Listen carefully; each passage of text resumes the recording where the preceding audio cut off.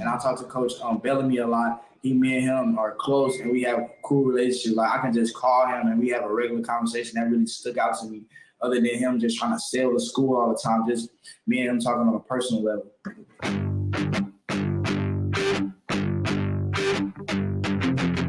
All right, there, Fredrick Moore, a wide receiver out of St. Louis, Missouri. If you knew that, you're a big-time recruiting fan, and you can recognize, guys' voices from nowhere. There's Fredrick Moore. Welcome in.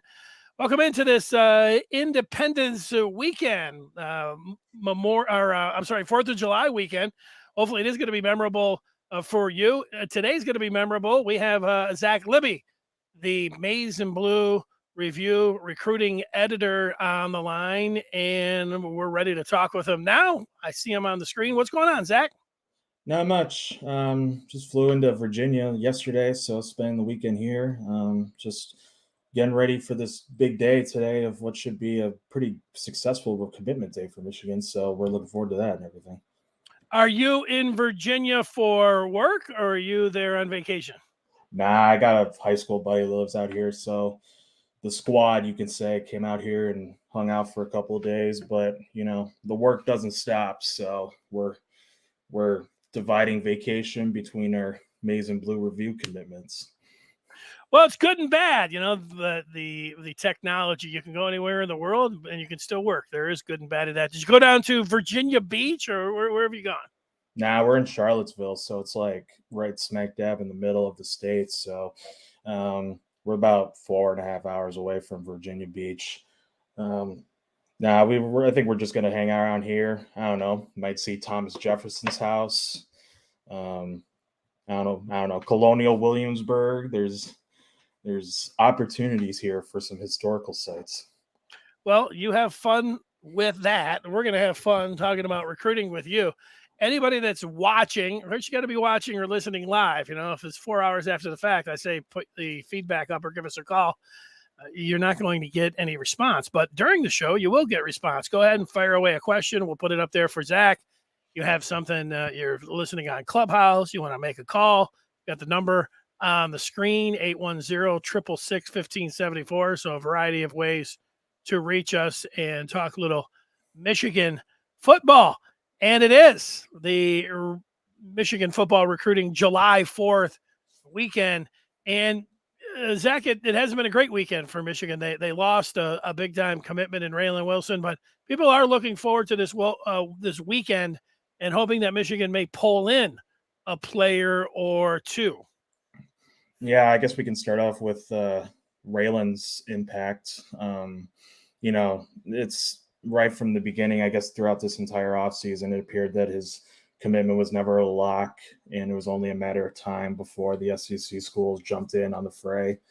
I wrote about this, I don't know, a couple days ago on the Rivals main page about how much of a sting factor this is for Raylan to go down to lose his pledge. It has nothing to do with the coaches, as I said. His relationship with Hilo and Minter and Harbaugh were well documented. He had a great time over Victor's weekend for his official. But I think, the overwhelming consensus is just, NIL and the fact that SEC schools, especially the ones down south, are embracing it and making it available, the money available for these kids. And, for Michigan to choose transformational over transactional, we've heard that quite a bit. I think that's played a major factor in why people are freaking out at this time for July. There's just Raylan could have been a kid, if NIL wasn't around, that they probably could have locked in and signed. But once Michigan is able to, like I said, embrace it and use it to their advantage, we won't have these issues anymore with guys like Raylan decommitting outside of a football perspective. So it's one of those hard lessons that need to be learned now in order for it to be changed. So Michigan is at 5 commitments, and you mentioned name, image, and likeness. This cloud is hanging over Michigan, the NIL cloud right now. And as we do get into July, and as I should say, happy anniversary to name, image, and likeness. It was just 1 year ago today that it started. And yet there is some bit of talk that Michigan is ready to spring into action a name, image, and likeness here in the future, let's say September 1st, that is going to be a game changer. Maybe it will, maybe it won't, but for the next 2 months, can they afford it? I mean, all of these are the kind of things that, and I know that I sit around talking about. And earlier this week I was saying, I think they can afford to take an approach of let's see how this is going to play out. Meanwhile, building up their money behind the scene, and you might be able to salvage a class this year, maybe not a top 10 class, but you may be able to salvage some things if you do actually spring into action in September. And then maybe this can be a game changer that people were hoping for a year ago. But as it sits right now, it doesn't look like there's going to be much change from Michigan in the way they have operated with name, image, and likeness over July and August right now. Do you think that's fair? Yeah, but I also believe that, Michigan won't let its biggest moneymaker in terms of sports, fall behind. It's one of those things where even if you don't want to embrace it, you kind of have to. I think there's always going to be those commits where they don't care about the money and they just care about the brand and the tradition and the history. I think the commits right now, the 6 of them that are committed right now, and the ones that will have that mindset. And Michigan will always be a player for those kind of guys. But just from people that I've talked to and what I've heard, in order to compete and have your boat in the same side of the lake as everyone else, keep it, play along, play the game. There's just too much. NIL just has too much of an impact right now for it to, to not ignore it, but choose not to go that route for, I don't know, pride reasons or just, for the sake of just, we have a brand and we can use that to our advantage alone. So, like I said, these decommitments, especially from Raylan, who's was the top rated prospect in the class. That's just another reminder of what they need to do in order to keep these guys. And, maybe for them to sit 60th in the country right now on Rivals, just it could be that eye opener, to be second, have the second lowest commitment class behind in the Big Ten, in front of only Indiana, and with Central and Western Michigan ranked higher than them. There's just too much, pressure to have that top 15, have top 10 class. And that starts with handing out some money. So it'll come, but slowly but surely. But I think that's just the Michigan way of doing things. It's enough for me to say, shake your moneymaker now. Get this thing going. Forget waiting to September, getting the lay of the land, jump on this thing and start getting into the mix, especially with some players that are still out there and, the key months of July and August. But, that's just my opinion on how things should go and how it should work out.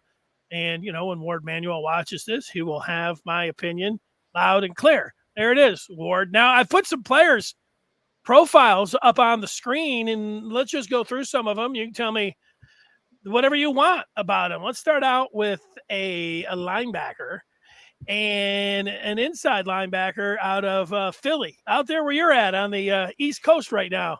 Semaj Bridgman, a 4-star. What's not to like about this guy? What can you tell me about Bridgman? Yeah, so he's slated to commit this evening. He's very much Michigan lean. All the feature casts are on him, including myself. He took an official to Michigan right before he did so to Rutgers, and that was arguably the biggest competitor for Michigan at this point. Those two are probably making the two hardest pushes. But if it comes to just what Michigan can provide and what Rutgers can provide, it's really just a no contest. The Michigan pretty much has been the leaders ever since he took that official roughly 2 weeks ago. Really liked his time there. Was able to continue his relationship with, George Hilo and Grant Newsome. I know Grant coaches the tight ends, but he's recruited the East Coast pretty hard, especially in New Jersey and Philly, where Semaj comes from, and his high school Emotep, one of the biggest juggernauts in that area. No, this is a very, very strong consolidation prize, consolation prize for losing Raylan this early and able to add another top 4-star linebacker to this class. Like you said, inside linebacker, has the athleticism, speed, and definitely the potential. If Rutgers ends up getting him, I would be very surprised. So I fully expect Bridgman to be joining this class by the end of the night. Sweet. So we'll keep an eye on Semaj Bridgman. I take you over to the audio that we heard starting out the broadcast. It was from Fredrick Moore, a wide receiver out of St. Louis. He's a 4-star. He's recently released a top 5. Do you think Michigan has a chance to go down to Missouri and pull this wide receiver? Yeah, Frederick's committing at 4 p.m. Eastern. I also have put in a future cast for Fredrick. For Michigan? For Michigan, yeah. All right. He did have this top 5. Illinois has been the biggest competitor outside of Michigan. But in terms of coaching relationships, Bellamy, actually, since like the entire spring period, evaluation period, was around the time that Moore got offered. Michigan's really prioritized the city of St. Louis and the whole state of Missouri. But in regards to St. Louis, you want to find that next Hassan Haskins, or even the next Jameson Williams or Ezekiel Elliott. There's just so much top tier talent in that area that Michigan can go after. And Moore is just one of them. And, his high school too, Cardinal Ritter is loaded with talent. But yeah, Moore was able to get that 4-star after the last updated rankings earlier last month. But he's been fast rising. He's really shot up the boards a lot, considering, Jonte Cook committed elsewhere and a couple of other wide receivers have gone elsewhere. But it's I think Bellamy and Jay Harbaugh, who Jay's really been doing really well with that area. They've done enough to entice Moore to come join Semaj Morgan in that wide receiver group. It's going to be, I think it'll have a great result and a great effect in how Michigan is perceived in St. Louis. Obviously Hassan already did that, but to grab a 4-star like Moore, who, is a very, very excellent pass catcher on the outside, I think it's a big win, especially in that area where, the SEC and most of the Big Ten has had this footprint on there for years. These would be the kind of fireworks that Michigan fans are looking forward to. Semaj Bridgman, Fredrick Moore, and Zach Libby with 2 forecasts, both for the Maize and Blue. Both of these guys expected to reveal their choice, one this afternoon and one this evening. So keep an eye on that. If you didn't or weren't listening as close to that audio right off the bat, here is what Fredrick Moore sounds like. And I talk to Coach Bellamy a lot. Me and him are close, and we have a cool relationship. Like, I can just call him, and we have a regular conversation that really stuck out to me. Other than him just trying to sell the school all the time, just me and him talking on a personal level. All right, that's what Fredrick Moore sounds like. How about this big fellow in the middle, a defensive end, Collins Acheampong? A great name. He's out of California. He was set to also make an announcement here soon. What do you have the latest on Collins? Yeah, he actually announced that he's pushing it back.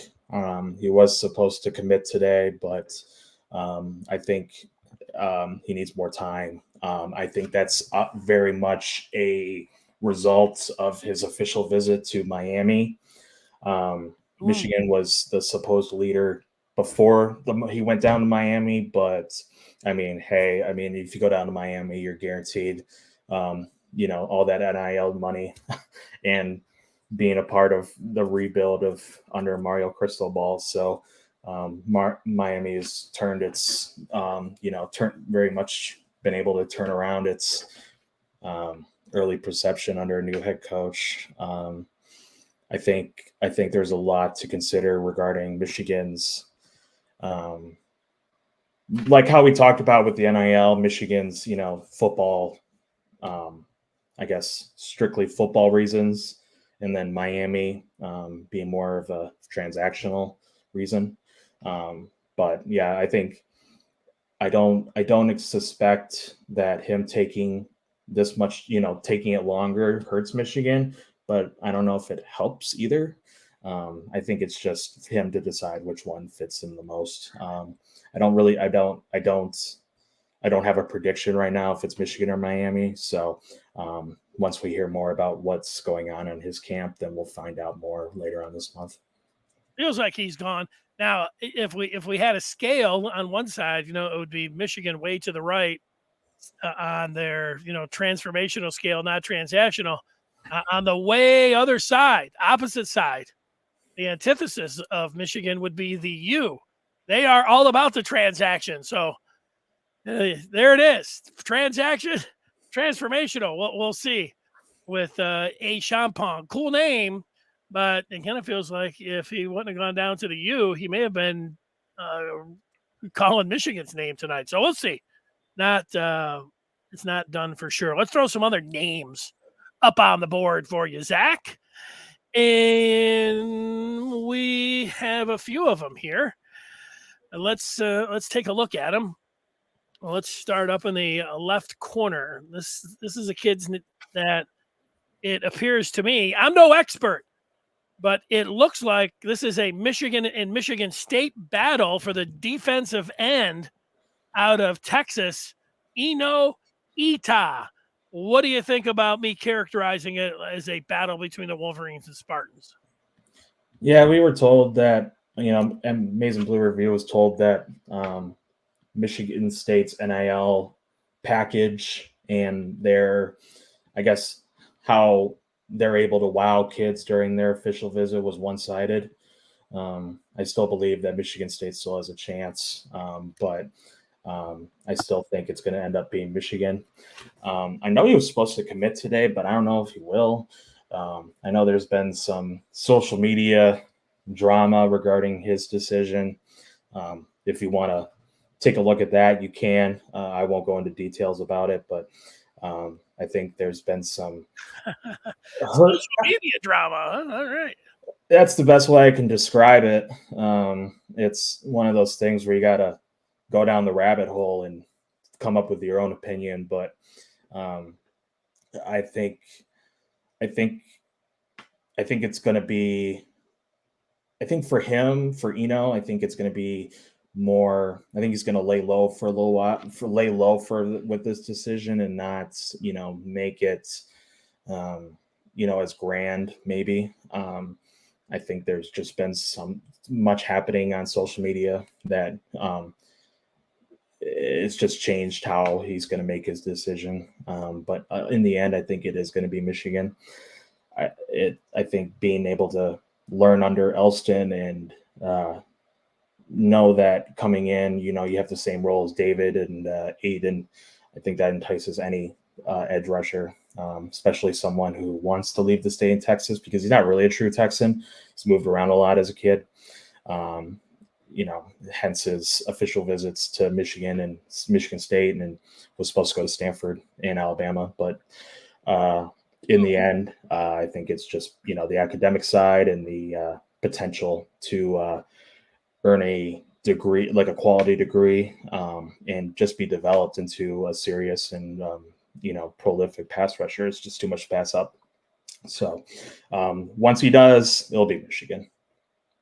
I was talking with somebody yesterday about he's a Michigan person, but he had talked about Michigan State, and he had mentioned Matt Ishbia up there, and he was talking about the NIL is real up in East Lansing, and Ishbia in Michigan. It would be nice if they had a Ishbia type who every day, Ishbia's net worth is going up like another $1 billion, and he's definitely in with Michigan State athletics. So there's somebody to be aware of. I think most people are aware of Ishbia. He's the one that I think financed the Mel Tucker's $95 million deal, but it doesn't sound like he's stopping there. It sounds like his NIL bag is front and center as well. So at least something to think about. Maybe that's what Etta is thinking about. I don't know, but it's just one of those things that I would pass along. All right, so maybe not a announcement from Enow Etta today. There's this guy in the middle that I don't know how many players are more highly thought of in the country than this maybe defensive end. He is listed as an athlete on Rivals, but his name, Nyckoles Harbor. Does Michigan have a legitimate chance with the athlete out of Washington, or is this a 5-star that they're hoping to get but really don't have much of a chance? I mean, how do you look at it? Yeah, I think his recruitment will last until the fall. Good. It's the connections that. Sorry, I'm plugging in my laptop, but all right. I like movement in the background. I like all of that. No problem. Yeah, sorry, but yeah, no. You want to watch some? There you go. Ooh, ooh. All right. Keep it going. Yeah, I interrupted you. Did you say Harbor you think is going to wait until the fall before he does anything? But what about Michigan and his interest in coming to Ann Arbor? Yeah, there's a lot of connections with Michigan and his high school, Archbishop Carroll. The athletic director was the former head coach of Michigan basketball. His track coach went to Michigan. I think we know so much about Nyckoles's track times, so that obviously will, having his head coach go to the same school that he's interested in is going to play a major factor in his interest. He said before of what Michigan can provide him and his interest in every aspect regarding on and off the field. He's listed as an athlete because he can play more than just edge rusher. He can be tight end, he can be a linebacker, but given his speed, his athleticism, his just powerful frame, he's more suited as a stand-up rusher. No, there's a reason that he shot up 8 spots in the last 2023 rankings and is now a top 10 recruit, as he rightfully deserves. I wouldn't be surprised if he ends up in the top 5, considering the downward trends of some others in the top 10. But no, this would be a prized possession for Michigan. It would be a mark on their efforts in the DMV, especially. I mean, we know so much about Baltimore St. Francis, but to be able to get someone else that's with his skill set and his just ability to rush the quarterback, it would just be the perfect addition. This is a 3-year college athlete, and I don't expect Michigan to ever be out of the race, even if it goes down to National Signing Day. So, once they're able to get him on an official visit, I think the ball will just get rolling from there, and Michigan will come out with success. What was the basketball connection? This is from where Hunter Dickinson and Terrence Williams from around their way, or Juwan Howard because he played with with Washington back in the day. Was that the basketball connection? I kind of missed that. No, let me look this. Brian Ellerby, the former head coach, is that who you're talking about? Yes. Okay. Yeah. He's the athletic director now for Archbishop Carroll. So I learned that when I learned that earlier this offseason. So hey, Coach Ellerby, come on down. Give him some good advice, maybe. Okay, we have left, not last but not least for sure. He is still turning heads. I'm reading a lot from Rivals national recruiting guy, Adam Gorney, who is out there in California watching the Elite 11. And man, Gorney's just blown away by Dante Moore. Like every time he writes about him, he's just like, Dante never makes a bad pass. Dante's like the perfect prospect. I mean, he's being honest. I mean, he doesn't have anything like, it's not like he's his agent or anything. He just sounds like it. He is smitten with Dante Moore out there in the Elite 11. But I don't know. It looked like it was all done for Michigan. It was all Oregon. But as every day passes, I think I don't know if it's good news, but it's not necessarily terrible news. And if you can put a week or maybe a 2 or whatever with Dante Moore not committing to Oregon, then Michigan is at least staying in the picture. I mean, so I don't know how you were looking at this. You probably get asked about Dante Moore a whole lot. What about the quarterback from Martin Luther King? Yeah, so I actually was able to talk to Dante's head coach at Detroit King on Wednesday. And, the perception of Michigan will always be the same as it was, as it started, years ago. It's the local school. It's the school that took a chance on them first. Harbaugh's pedigree with quarterbacks will always be a factor. His last unofficial visit, what was it, May? Late May, I think. He was able to spend more time with Matt Weiss, and for them to get a good rapport with each other. I know that's been reported for several months, but I think the two have gotten really close over the last month, which is so important. His head coach was saying that Weiss texts him pretty much every day, even if it's not about Dante. But I think Michigan will always be around. I think the longer it goes, the more. Well, we actually said the same thing with Notre Dame. The longer this goes, the more it plays in Michigan's favor. But I think the longer this goes with Oregon, the more in favor it goes for Michigan. When he went up to Oregon, he had a great time with guys like Richard Young, the running back out of Florida, Dan Lemming, the head coach. They've been able to build an excellent relationship together. This also might be a transformational versus transactional competition, but it's not to the degree as Miami, obviously, but with Collins, but it's definitely there's some money being played into this as well. No, I'm not surprised that Gorney was just wild. You see on film of how he's been able to just lead a team with his moxie and spin the ball and find the open windows. I think, every time that Dante goes on these national camps, especially Elite 11, he's able to show why he's not just a product of, Detroit, but why he's a top 10 athlete. It can't be said more enough of how much Michigan needs Dante and how much they're going after him, hence the fact that he's the only target for this class. And once, like we said, Michigan will always have competition. Now it's Oregon. And it will come down to whether or not Dante is willing to leave across the country and play for a team that's, keen with the Nike relationship. But you can't, Michigan's never been dissuaded throughout this whole process. And this will go as long as Dante holds his cards to his chest and keeps it longer and makes it until he makes a decision. Michigan will always be a factor and will always be in the mix. So, what about those cards?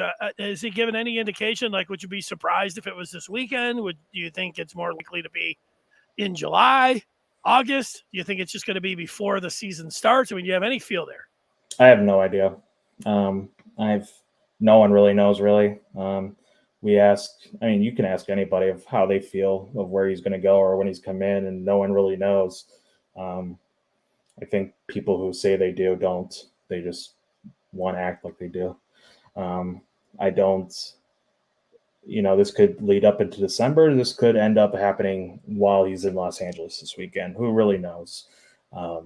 I don't expect it to I don't expect him to hang around until National Signing Day, but I also don't expect him to commit tomorrow. So no one really knows. It's, I guess, when he finally feels comfortable in doing so, and clearly he doesn't have that idea yet. So we'll see.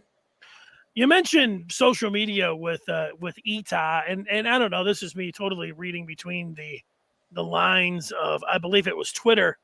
Michigan is in on this corner from Texas is Javian Toviano. I'm not sure where they stand with him.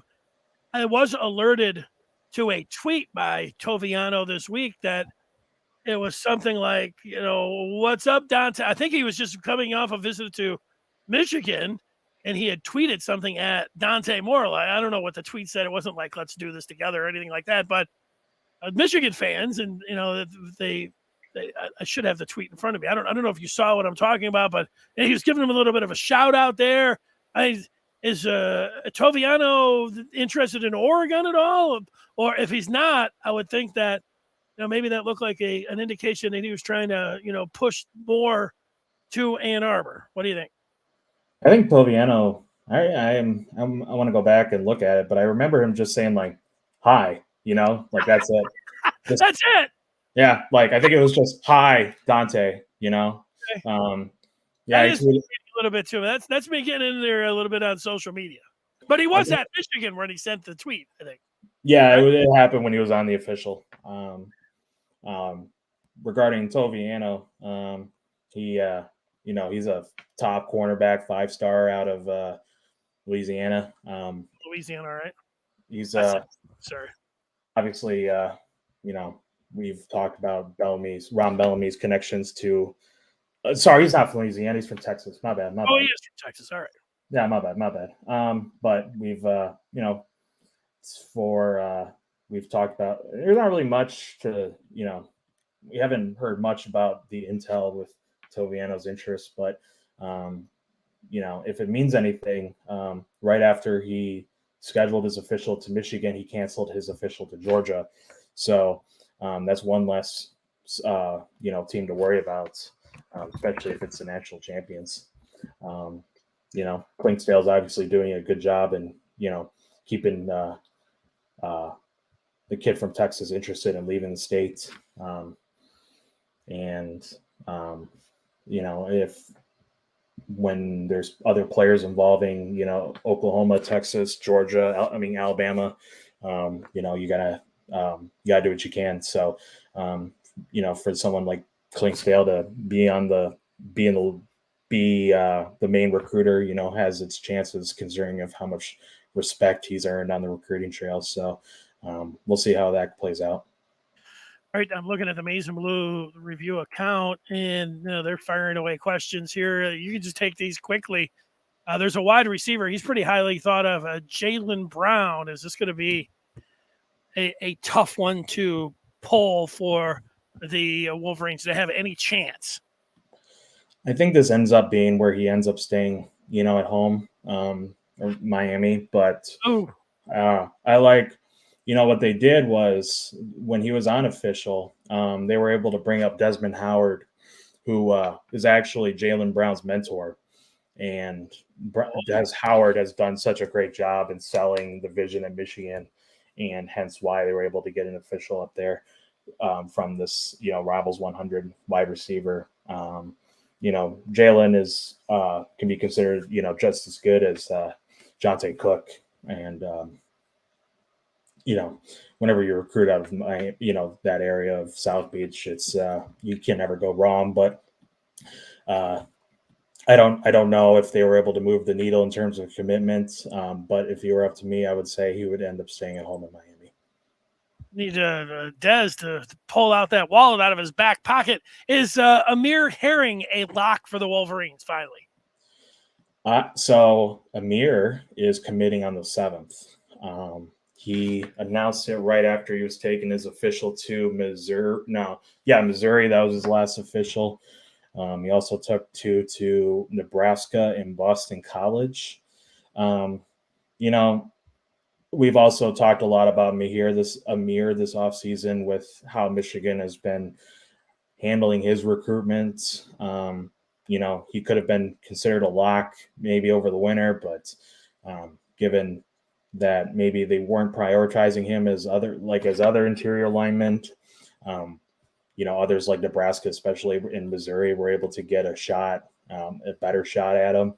But I think it helped immensely that they were able to get Amir and his family up for an official for Victor's Weekend right after Kane Green canceled. We talked to him, and he said he had a great time, having those 3 days, even though he's pretty much seen everything that's available in Ann Arbor, being that he's from West Bloomfield and he's been up there so many times. But, it was important for him to sit down with, Moore and Sherrell Moore and, Harbaugh, and just get a better feel of how he's wanted, and which I think it's been a clean turnaround with how Michigan wants him along as a center or guard. I am going to that commitment on the 7th. Michigan is a heavy lean, but I also suspect Nebraska and Missouri have a good shot as well. But Michigan has been a long favorite, and I think they still will when it comes to next Thursday. So Thursday's the 7th. You're right. Well, those are all I got one more. When's that barbecue? Do we know the Michigan big barbecue? Is that in July or is that in August? They always do it at the end of the dead period. So I suspect the dead period ends before the end of the month. So I suspect the first weekend out of that, they're going to have it. I don't think there's been a date set for that yet, though. Okay. Is there anything else that you would like to tell the people out there on this July 4th weekend about Michigan, or name, image, and likeness, or recruiting? Well, we got that 24 commit out of Nashville. Linebacker, right? Linebacker Mason Curtis. Out of Nashville. Rivals 250, 4-star, outside linebacker. 6'5", 200 pounds. His commitment was a surprise. I came on earlier this week. It was a surprise because no one expected him to commit this early. He took his first unofficial visit last weekend, and told us that he saw enough. His parents saw enough, and so did he. He understands that it's not typical for a recruit, especially a rising sophomore, to commit after a first unofficial visit, but. He told a story that he told me that when he was talking to Harbaugh, he was like, I would like to commit if you would like to have me. And before he could say the word commit, Harbaugh got up and, embraced him. So I think it was a nice bit of news considering what has happened this entire month, to start off this early on the 2024 class with such a versatile defender who can play multiple positions, however his frame gets, shaped in college. I think for someone, especially in Nashville, where Michigan's had such a big presence, hence their relationship with National Players Academy, which is, for the local people, it's like the sound mind, sound body of Nashville. With Klingsdale's been recruiting that area for years. And there's so much talent out there that's been linked to Michigan. And Curtis has already said he's been reaching out to guys like Boo Carter, Caleb Beasley, Edwin Spillman, Ethan Utley. So if there's any indication of how successful Michigan can be and how great of an athlete Curtis will be in college, just look at, how Junior Colson did his freshman year and what Miles Pollard's going to do next year. They're both Tennessee guys. So it's created a nice little pipeline for sure. And, like I said, great way to start off the 24 class at a time when Michigan really needed some good news with recruiting. You get a hard enough time with the 23s. You got me on the 24s. Although we did watch the tape of, I think it was the quarterback from Belleville. What's he? He's a 25, isn't he? Yes, I actually talked to him on Wednesday too. Sound Mind, Sound Body had the. Sorry, what? What's his name? Underwood? Is that right? Yeah, Bryce Underwood. Yeah, he's about 6'5", 220. Yeah, super nice kid. We've seen videos I'm in on social media with the way his ability to throw the football. He's going to be one of the top quarterbacks for that 25 class, no doubt. He might even be the top quarterback in this century, and when it's all said and done. Yeah, let's throw him a hug, Harbaugh. What did he say? What did he say to you? He said, he really likes Weiss. They've been able to get together a lot. It's one of those things where, Belleville's so close to Michigan. I think Michigan will always be a contender. It wasn't a formal interview. I grabbed him right before he was warming up, but he said the same things that he said to me the last two times that I've talked to him.